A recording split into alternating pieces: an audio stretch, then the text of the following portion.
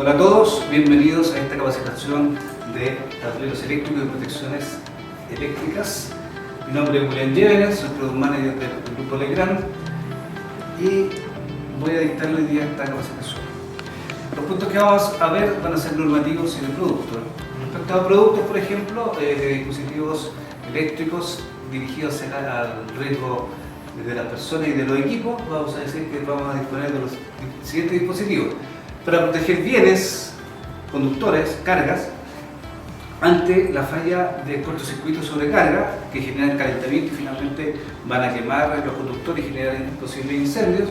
Vamos a disponer de un interruptor automático o disyuntor o automático, como usted quiera llamarlo, para proteger a las personas ante la electrocución por contactos directos o indirectos. Vamos a ver en la protección diferencial. Por otro lado, para proteger el equipamiento y para una falla que se llama sobreextensión, que no protege ninguno de los anteriores, vamos a hablar brevemente del indicador de sobreextensión. Sobrecarga.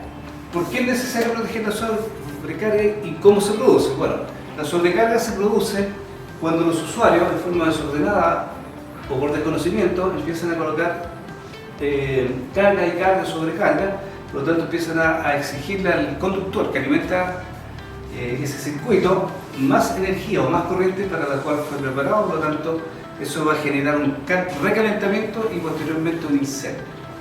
Por otro lado, debido a mal mantenimiento de los conductores o mala calidad de ellos, o de los equipos, se pueden dañar el aislamiento y se van a poner en contacto las partes vivas de los conductores, y lo que va a producir un cortocircuito. Esto genera un efecto similar al anterior, es decir, recalentamiento del conductor y finalmente un posible incendio. ¿Cómo podemos evitar esto? O mejor dicho, ¿cómo podemos protegerlo? Porque no lo podemos evitar, es a través de los automáticos, ¿ya? Los interruptores termomagnéticos en el formato más pequeño. ¿Qué es un automático? Bueno, el automático o interruptor termomagnético es justamente lo que dice su palabra, es un dispositivo de protección que internamente dispone de un térmico y un magnético, en el cual el térmico protege contra la sobrecarga y el magnético protege contra el cortocircuito. Por lo tanto, al colocar en un circuito y en un tablero este tipo de protección, estaremos protegiendo la sobrecarga y el cortocircuito. Ahora, para escoger adecuadamente la protección, debemos tener presente primero la carga, cuánto consume la carga, porque el automático debe tener una corriente mayor o igual a la carga, pero también debe tener una curva de disparo, que es esta, que tiene letras. Por ejemplo, aquí yo les presento la curva B, que es un automático cuya característica de disparo, sobrecarga y cortocircuito es para cargas resistivas o pequeños motores, como los hornos eléctricos, la plancha, el secador de pelo, procesador de alimentos, o sea, básicamente lo que tenemos en una casa, excepto el microondas. Para el microondas y computadores disponemos de esta otra curva, que si ustedes la aprecian acá, queda más a la derecha de la curva B, es la curva C. Esto significa que este automático en la zona de cortocircuito necesita más corriente para disparar por cortocircuito. Esto es necesario y útil para aquellos equipos que en su arranque toman una corriente mayor a la que detecta el cortocircuito de la curva B. Por ejemplo, los equipos fluorescentes, las microondas, los computadores, motores y bancos condensadores que tomen más de 5 veces la corriente nominal del automático. Si me equivoco en esta selección, se va a caer la carga apenas, el automático apenas arranque la carga. Y ya para cargas más pesadas en el arranque o que necesiten mayor corriente en el arranque, tenemos la curva D, que se dan cuenta va más a la derecha. Por lo tanto, es un automático que permite el arranque de cargas más pesadas o equipos que arranquen como motores, que arrancan con carga, como son las máquinas de herramientas, torno, fresadora, bombas, ¿ya? Es un automático que está en el rango de 10 a 20 veces la nominal. Ahora, ese es lo que les puedo contar rápidamente del dispositivo, del producto. Desde el punto de vista normativo, lo que les puedo comentar es que en el RIC 10, instalaciones de uso general, en el artículo 5133, me da las indicaciones de cómo proteger o cómo seleccionar la protección general. En tableros generales y también en tableros de distribución se deberá, de alumbrado, se deberá instalar un interruptor termomagnético de corte omnipolar, ¿ya? Un interruptor termomagnético de corte omnipolar, de tal forma que cumpla el artículo 662 del RIC número 2. ¿Y qué dice el 662 del RIC número 2? Dice que, bueno, aquí es para distribución, pero es aplicable a los generales. En una instalación debe integrarse un interruptor o disyuntor general, ¿ya? Que corte todos los conductores activos, incluyendo el neutro. Eso es lo que se define como corte omnipolar, ¿ya? Aquel dispositivo que cumple esta condición es un dispositivo de corte omnipolar. Se exceptúa de esta exigencia de corte omnipolar a todo tablero que tenga de tipo domiciliario que no tenga más de 3 circuitos. ¿Quiénes cumplen esto? ¿O qué gamas de irritante pueden usar para implementar esto? Bueno, nosotros tenemos una línea ECO que es, o de entrada, que es para 6 kilos de 6 a 63 amperes, que es la línea RX. Después, para prestaciones de media exigencia, vamos a tener tanto residencial como terciario. Vamos a tener una línea de productos que va en la misma gama, de 6 amperes a 63 amperes, curva C, de 6 kiloamperes, 6.000 amperes bajo la norma domiciliaria, y después ya para las prestaciones más exigentes tenemos la línea de X, que es nuestra línea premium, que es para el terciario e industrial, y es una gama que va desde 1 ampere hasta 125 amperes, y acá disponemos de todas las curvas, la curva la B, la C, la D y curva Z, que no la nombré ahora. Tenemos todas las polaridades, bueno, en todos ellos tenemos desde un polo más neutro, 2 polos, 3 y 4 polos, y que tenemos para todas las necesidades que exige la norma. Por otro lado, para proteger a las personas disponemos de los diferenciales. ¿Qué evitan ellos? Bueno, cuando hay un equipo o un conductor que está mal aislado, al ser tocado por un usuario, puede quedar en contacto con esa energía y se va a accidentar. Esto lo detecta el diferencial y interrumpe la energía, evitando que se dañe la persona o, en el peor de los casos, se pueda morir. También evita incendios, ¿ya? Como detecta pequeñas corrientes de fuga, se llama eso, es capaz de detectar la pérdida de aislamiento, la sobrecarga de los cortocircuitos cuando ellos están empezando. Entonces, si tengo un diferencial, se va a dar cuenta y también va a actuar y evitar los incendios. ¿Cómo funciona internamente? Bueno, internamente dentro del diferencial, lo que vamos a tener es una cajita como esta, que es una cajita formato DIN, en donde de un lado vamos a tener un toroide que tiene bobinas de detección de corriente primaria de fase y neutro, y un relé de alta sensibilidad. Entonces él, cuando lo alimentamos y alimentamos la carga, él mide la energía que entra por la fase y la energía que retorna por el neutro. Él hace una diferencia, por eso es diferencial. El diferencial tiene el relé de alta sensibilidad, y cuando él detecta que se están circulando la corriente de sensibilidad, que puede ser 10 o 300 miliamperes, él va a hacer la operación y va a desconectar el circuito salvando a la persona y desconectándola de la instalación. Ahora, dependiendo de la forma de onda que tiene la fuga que se va a tierra, existen distintos tipos de diferenciales. En particular son 4 tipos de diferenciales. Tipo C es aquel diferencial que detecta una fuga de corriente alterna sinusoidal, que es lo típico que hay en la carga de corriente alterna. Es el más común, el que se usa en todas las casas y el primero que se fabricó en el mundo. Como este diferencial no es capaz de detectar corrientes pulsantes debido al nacimiento de la electrónica, se crea posteriormente a la C el diferencial tipo A. El diferencial tipo A es un diferencial que detecta fuga a tierra de corriente alterna y se le agrega la corriente pulsante producto de las rectificaciones de la tensión en las cargas electrónicas. ¿Dónde se aplica? En las cargas electrónicas, televisión, computación, equipos de audio y de video en general, o en instalaciones fotovoltaicas. Se exige el uso del tipo A. Por otro lado, existe una mejora del tipo A que se llama tipo F hoy día, que nosotros, antes que se normara esto, le llamábamos HPI, que es un diferencial que detecta lo mismo que el A, pero se le agrega la detección de alta frecuencia producto de las fuentes switching que producen alta frecuencia, y eso se puede ir a fuga y puede, que no lo va a detectar el A, pero sí lo va a detectar el F.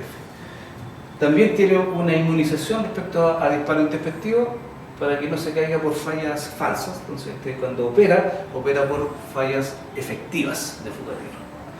Y finalmente tenemos el tipo B, que es un diferencial que mejora un tema que, una falla que no detecta él, que es la componente continua, porque el B detecta lo mismo que el F, pero se le agrega una etapa de detección de fuga continua, lo cual permite detectar este fenómeno. ¿Y dónde puede ocurrir eso? Por ejemplo, en instalaciones fotovoltaicas, en ascensores trifásicos, en variadores de frecuencia trifásicos. Es exigible ese tipo de diferenciales. La norma lo dice, que el diferencial que uno debe instalar debe ser aquel que detecte la forma de onda de la fuga que se va a producir cuando se produzca la falla. Siguiendo con el tema normativo, y el RIC 10, este dice en el 5135, habla sobre el alumbrado. Dice que todos los circuitos de alumbrado, iluminación y enchufe deberá estar protegido con un diferencial cuya sensibilidad no puede superar los 30 miliamperes. Es decir, hoy día todos los circuitos llevan diferenciales. Se debe proteger el diferencial a través de a la sobrecarga y cortocircuito, a través de un automático termomagnético que tiene que ir arriba del diferencial, pero de tal forma de que la corriente nominal del automático que protege el diferencial no sea mayor a la corriente nominal del diferencial. Es decir, si el diferencial es de 25, el automático que lo acompañe tiene que ser de máximo 25 amperes. Por otro lado, se acepta que se coloque como automático agua arriba de un diferencial hasta 3 circuitos, siempre y cuando la suma de estos 3 automáticos, 3 circuitos, por ejemplo 10, 10, 10, me da 30, por lo tanto el diferencial tiene que ser mayor o igual. Como lo que viene después de 25 amperes nominal en un diferencial, nos vamos a 40 amperes. Por lo tanto, este debe ser un diferencial de 40. Pero siempre tiene que ir una protección que proteja al diferencial. El diferencial no es la protección general del tablero. Respecto a la marcación, la norma en el RIC 2, que se refiere a tableros eléctricos, indica claramente que estos tableros y dispositivos sean marcados visibles y legibles. Con respecto a esta información, el que fabrica el tablero debe colocar una placa visible y legible que diga el nombre del tablero, quién lo fabricó, el tipo de servicio que va a atender, servicio normal, emergencia o especial, la corriente del automático principal, bueno, aquí está el fabricante, DBI, que lo desarrolló, instalación, en qué año se puso en servicio el tablero, el grado IP del tablero y el tipo de ambiente. Eso es obligatorio como mínimo. Además de eso, se debe instalar dentro del tablero un cuadro indicador de rótulos donde se identifique el número de circuito y la función de circuito. También debe ir en forma visible y legible y protegido con algún material que lo haga durable en el tiempo, el diagrama unilineal del tablero. Y además se debe identificar cada protección o cada dispositivo del tablero indicando el circuito y la función. En el caso de Legrand, la línea TX y TX viene con portaetiquetas, y sería bastante práctico. Y tenemos un software que lo pueden descargar de nuestra página para hacer las etiquetas de los del porte etiqueta que traen estos automáticos. Este software lo pueden descargar gratuitamente y está a disposición para todos los que estén interesados. Entonces, en esta etiqueta y con una impresora estándar, usted y el software pueden generar los textos y también los símbolos si quieren, y eso imprimirlo en una hoja de papel y después con una tijera ustedes la dimensionan y lo colocan en el porte etiqueta. Y se evitan estar colocando los grabados en los cubre-equipos, lo cual es un costo adicional y además no es muy seguro porque cuando alguien hace un mantenimiento, abre el tablero, mete las manos y se va a la seguridad. Entonces, haciendo una recapitulación antes de entrar al tablero mismo, debemos tener una protección general. A ver si ¿qué viene? Sí. Antes de pasar al resto del tablero, vamos a ir armando de a poquito el tablero. La norma exige una protección omnipolar. Entonces, esta puede ser realizada a través de en los circuitos monofásicos, a través de un automático de 2 polos o de un polo más neutro, ¿ya? De tal forma que cuando este abra va a cortar la fase y el neutro. En cambio, en el circuito trifásico, el automático debe ser de 4 polos. Entonces vamos a instalar el automático omnipolar. Pero también debe ser, sobre este circuito se debe colocar una luz piloto que indique que el tablero, que el alimentador que está llegando al tablero está energizado. Pero junto con esto debe ir un portafusible con un fusible,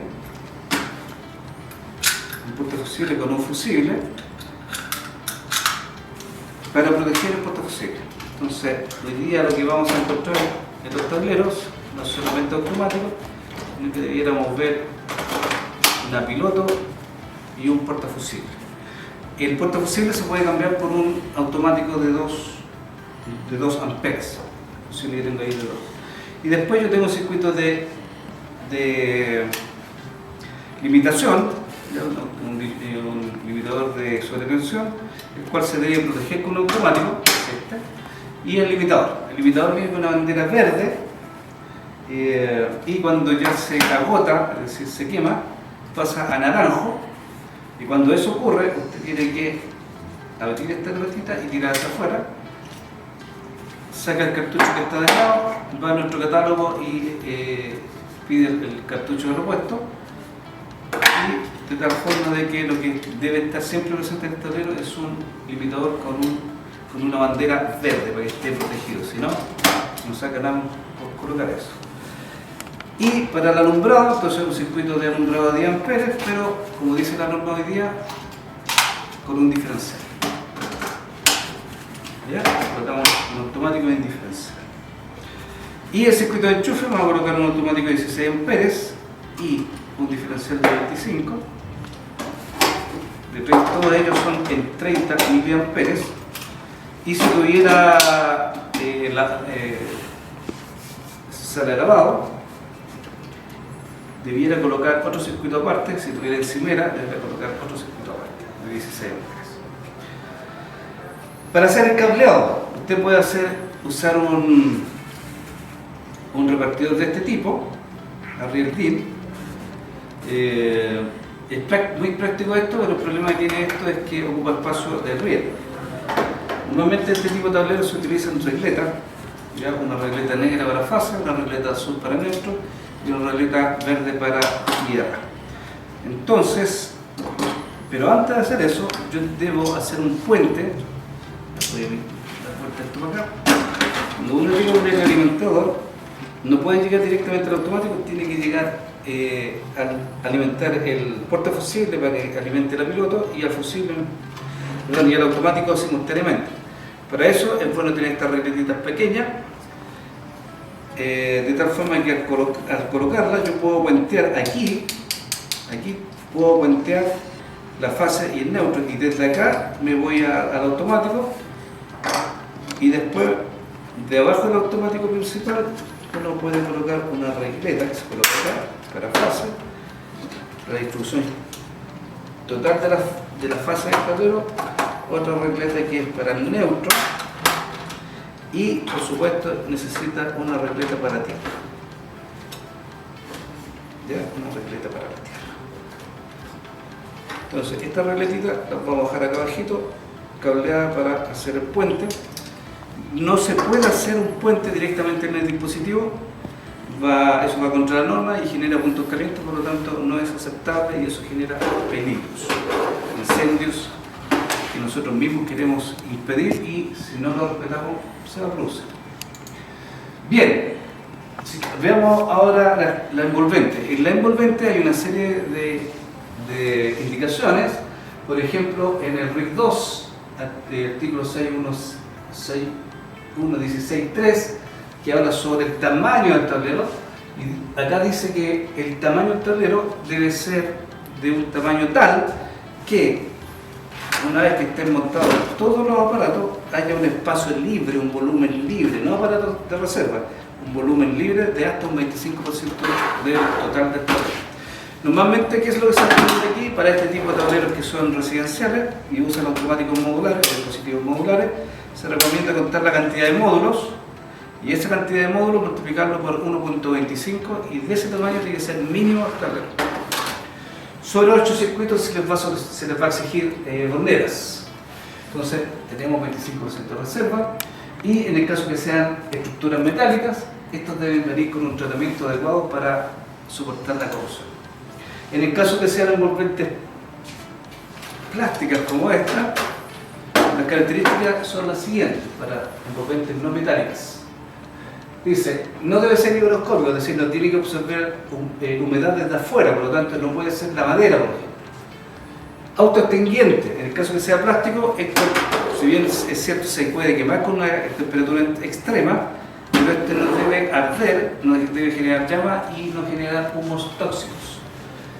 Debe tener un grado de resistencia mecánica de por lo menos IK0CAT, debe ser resistente a los rayos UV si va a la intemperie. En el caso de locales de reunión de personas debe ser libre halógeno como el que tengo acá. Y finalmente respecto al índice de protección al ambiente, IP41 para uso interior como mínimo, IP44 si lo tengo afuera pero bajo techo, e IP54 cuando está sin techo, es decir, está directamente a la intemperie. Si haces alguna perforación en el tablero, debes sellarlo de alguna forma que mantenga el IP, si no estaría fuera de norma, por ejemplo un IP66, si yo le coloco algo en los lados, tiene que ser IP66. Y con el caso que esté en la intemperie, como los tableros faena, la entrada de los conductores debe ser por la parte inferior, por abajo. Respecto a los limitadores, este es un aparatito que detecta caídas de rayos de los conductores. ¿Cómo lo hace?